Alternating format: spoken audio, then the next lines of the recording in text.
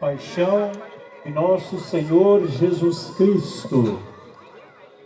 Meus amados irmãos e irmãs, querido povo de Deus, aqui presente na Praça da Matriz de São Joaquim, é muito forte a cena que nós presenciamos. Após termos celebrado com toda a igreja a liturgia da paixão e morte de nosso Senhor Jesus Cristo, após termos sido alimentados com a Eucaristia, que é resultado da paixão e morte de Cristo, após termos adorado a Cristo e o venerado na cruz, na qual morreu pela nossa salvação, viemos aqui nesta noite para esta tradicional cerimônia da encenação da paixão de Cristo nosso Senhor, para o descendimento da cruz e a nossa piedosa procissão. Alguém que nesta tarde nos viu dentro da igreja poderia ter nos perguntado: o que vocês estavam fazendo ali dentro? Dizem que hoje não é dia de celebração de missa. Nós responderíamos sem dúvida alguma: estávamos celebrando a paixão e morte de nosso Salvador. Nós o recebemos em comunhão, nós o adoramos na cruz. E nós, irmãos e irmãs, o que vamos nesta noite aqui fazer? Assistir a um espetáculo, a um teatro, uma encenação?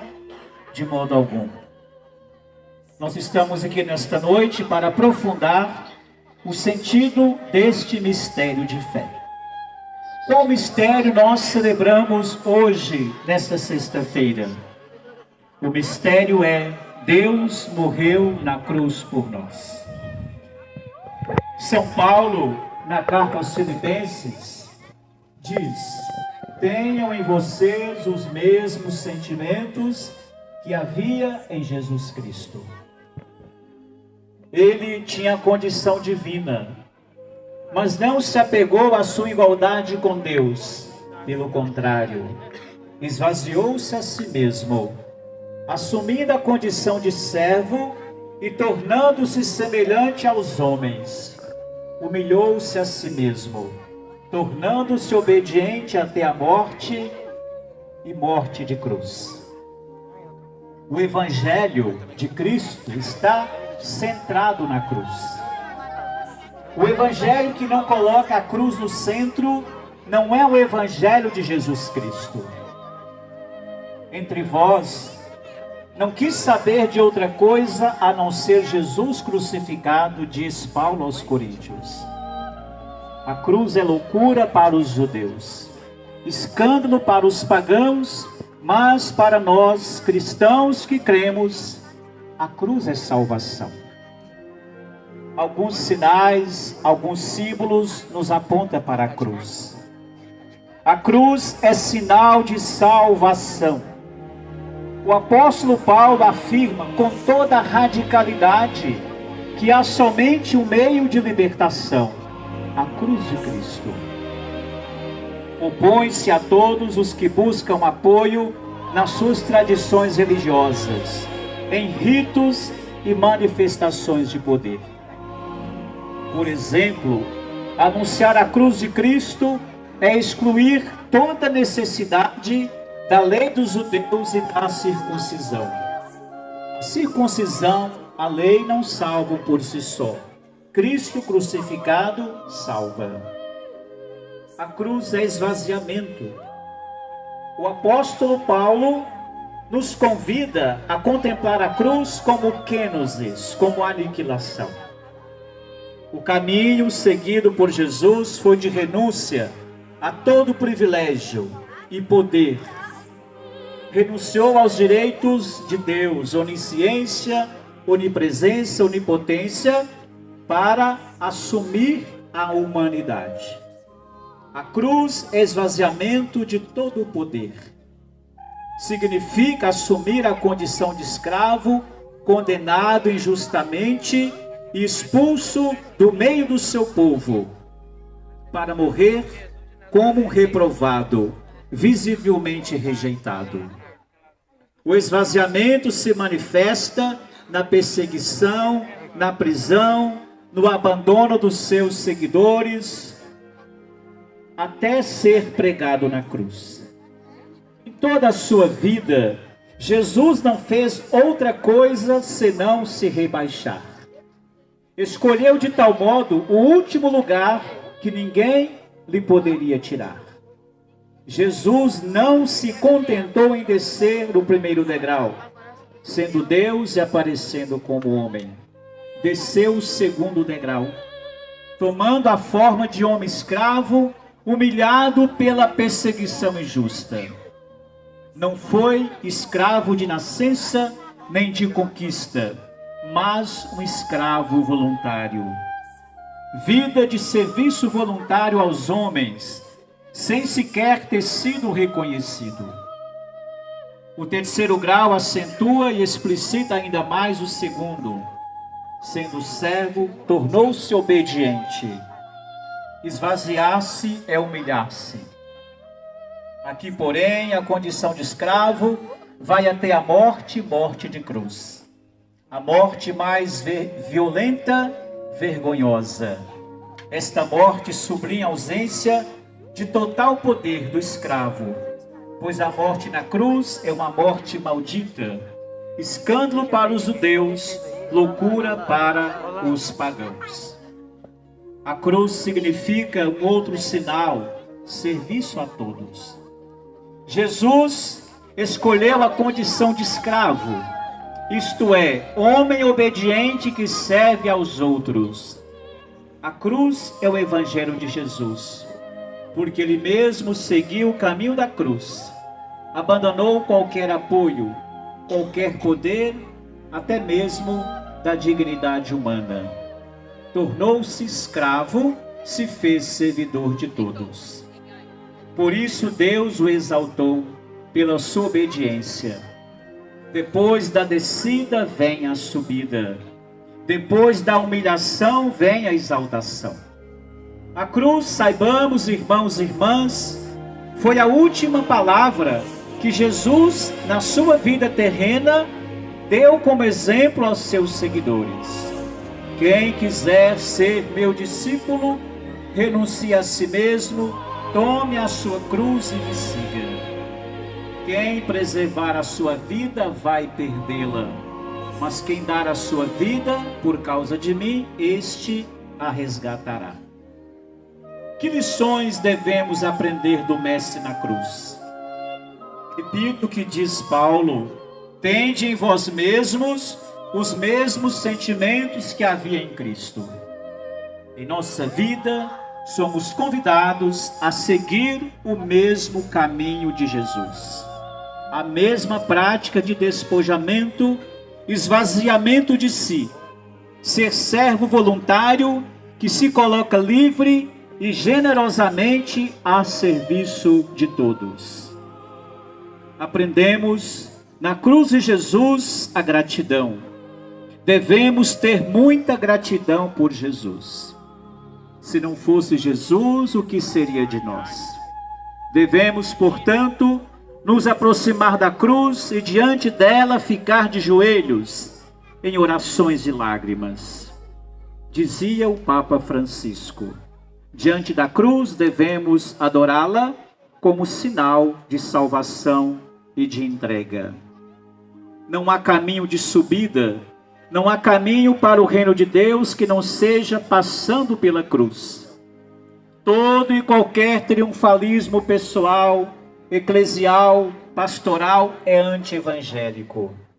A indiferença da fé, a autossuficiência, a concorrência, o carreirismo, autoritarismo estão todos na contramão do Evangelho. Na igreja não há lugar para tais disposições. Haverá sempre lugar de caminhar com a cruz.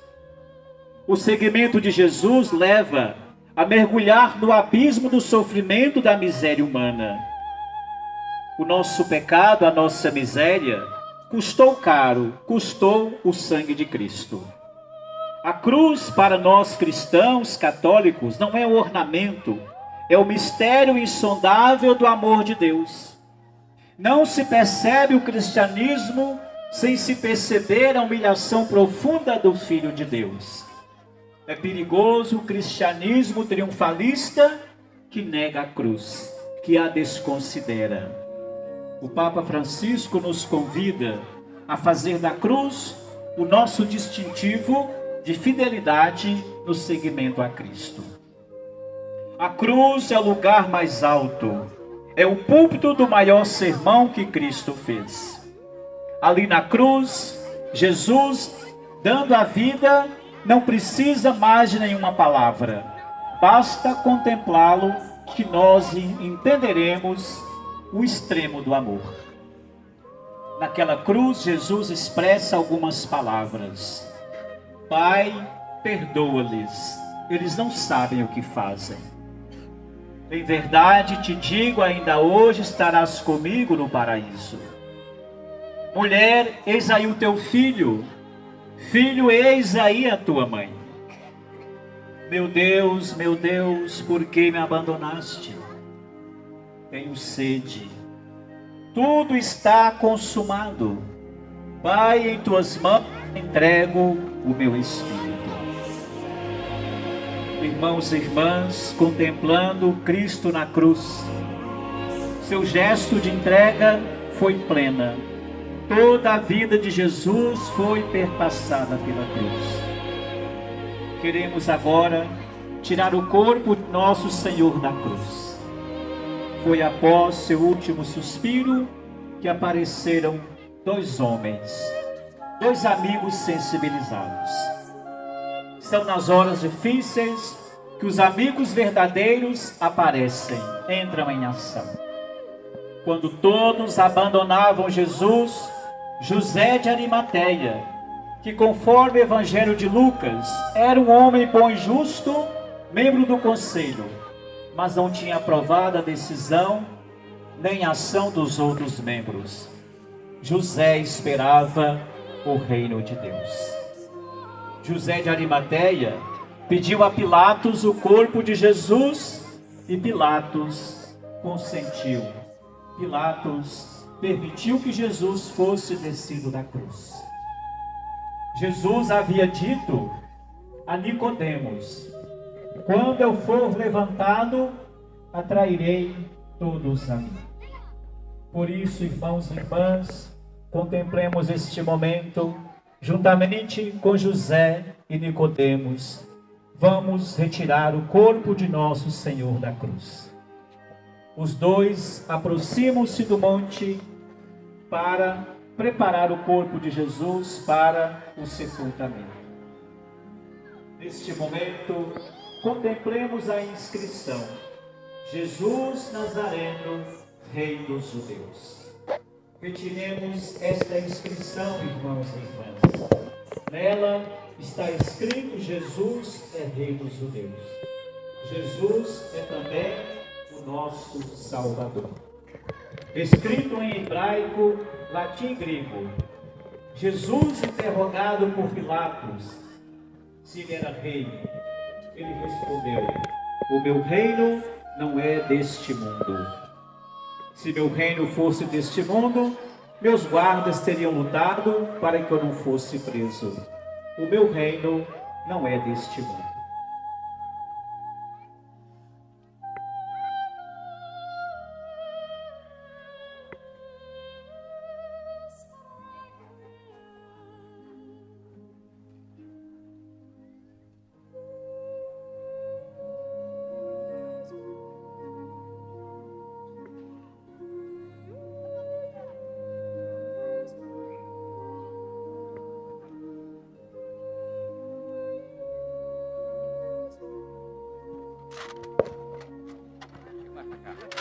O corpo de nosso Senhor Jesus Cristo é colocado no colo da Mãe das Dores, da Mãe piedosa. Maria recebe o corpo do seu filho sem vida, recordando a profecia de Simeão, uma espada de dor trespassará o seu peito. Neste momento de silêncio, vamos retomar esta cena tão dolorosa. Maria recebe o corpo do seu filho em seus braços.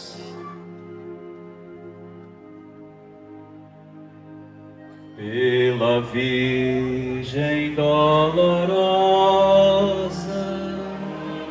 nossa Mãe tão piedosa, perdoai-me, meu Jesus, perdoai-me, meu Jesus.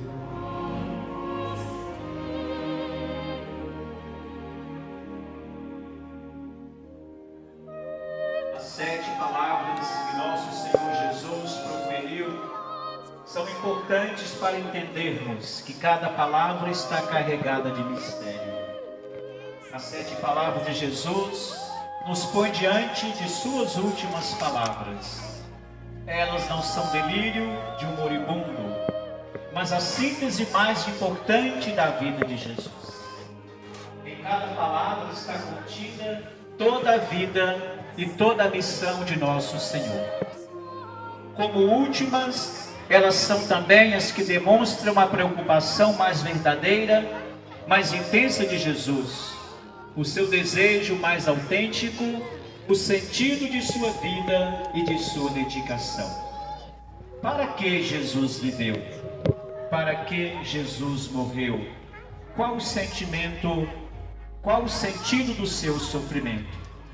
Tudo isso nós encontramos concentrado nas poucas e últimas palavras proferidas por nosso Senhor. A primeira palavra de Jesus é o pedido de perdão a quem o maltratava. Pai, perdoa-lhes, eles não sabem o que fazem. Encontramos essas palavras no Evangelho de São Lucas, no capítulo 23. Quando chegaram ao lugar chamado Calvário, ali o crucificaram, juntamente com 2 malfeitores, um à sua direita, o outro à sua esquerda. Os soldados zombavam de Jesus, também um dos ladrões zombou dele. Ele diz então: Pai, perdoa-lhes, eles não sabem o que fazem. Não sabem que estão crucificando o Filho de Deus. A primeira palavra é o pedido de perdão. É a primeira e, por assim dizer, também a última. É o início e o fim, origem e finalidade. Tudo na vida de Jesus parte deste princípio que consiste em perdoar. A segunda palavra, em verdade eu te digo, ainda hoje estarás comigo no paraíso. Por cima da sua cabeça estava escrito: este é o Rei dos Judeus. Um dos malfeitores, com ele crucificado, blasfemava: se és o Cristo, salva-te a ti mesmo e a nós também. Mas o outro o repreendeu: nem sequer temes a Deus, tu que sofres a mesma condenação? Para nós é justo, pois recebemos o que merecemos, mas ele nada fez de mal. E disse, pedindo: Senhor, lembra-te de mim quando estiveres no teu reinado. Jesus lhe respondeu: hoje mesmo estarás comigo no paraíso. A terceira palavra, Jesus dirige à sua mãe e ao discípulo amado. A ela ele diz: eis o teu filho. A ele diz: eis a tua mãe. Junto à cruz de Jesus estavam de pé sua mãe, a irmã de sua mãe, Maria de Cleofas, e Maria Madalena. Quando Jesus viu sua mãe perto, e dela um discípulo que amava, disse à mãe: mulher, eis o teu filho. Depois, olhando para o discípulo, diz: eis aí a tua mãe. Jesus se preocupa com sua mãe, mas com todos nós, com toda a humanidade. ele já não pode mais acompanhá-la, pois a morte se aproxima. Ao olhar fixo para sua mãe ao pé da cruz, Jesus experimenta a proximidade consoladora de sua mãe. Mesmo diante de tanta dor, Jesus consegue ainda expressar amor. Filho, eis aí a tua mãe. Simeão, anos antes, tinha dito a Jesus que ele causaria grandes problemas, confusões no meio judeu. Ao dizer a Maria, este menino será causa de queda e reerguimento para muitos em Israel. Maria entendeu que a sua missão seria marcada pelo sofrimento. Alguns dias se passaram. Maria perde o menino no templo e o procura ansiosamente juntamente com José. E mais uma vez ele responde à mãe: devo estar na casa do meu pai. Por que me procuráveis? Maria, portanto, acolhe o discípulo amado como filho e juntamente com ele toda a humanidade. Quarta palavra, uma palavra de súplica. Meu Deus, por que me abandonaste? A quarta palavra de Jesus na cruz nos põe diante do mistério do abandono e da companhia de Deus. Por volta da hora nona, Jesus deu um grande grito: Eli, Eli, lama sabachthani. Meu Deus, por que me abandonaste? A estas palavras, alguns que ali estavam diziam: ele está chamando por Elias. Imediatamente um deles tomou uma esponja, embebeu-a em vinagre e apresentou-a para que Jesus bebesse. Mas outros diziam: vejamos se Elias vem socorrê-lo. Jesus então deu um grande brado e entregou a sua alma. Quinta palavra: tenho sede. Jesus tem sede da nossa conversão. De todas as palavras mais curtas de Jesus, esta frase é transformadora. Ele havia dito à samaritana que tinha sede da sua conversão. Jesus tem sede da minha, da tua, da nossa conversão. A entrega de Jesus na cruz, portanto, irmãos e irmãs, só terá sinal quando a nossa conversão matar a sua sede, o seu desejo que tem de nós estarmos próximos dele. Jesus nos dá água viva e nós lhe negamos a água para a sua sede. Negamos a água que evapora, mas também lhe negamos a água que somos nós mesmos. Peçamos, portanto, que nós possamos nos converter para que Jesus tenha a sede de conversão saciada.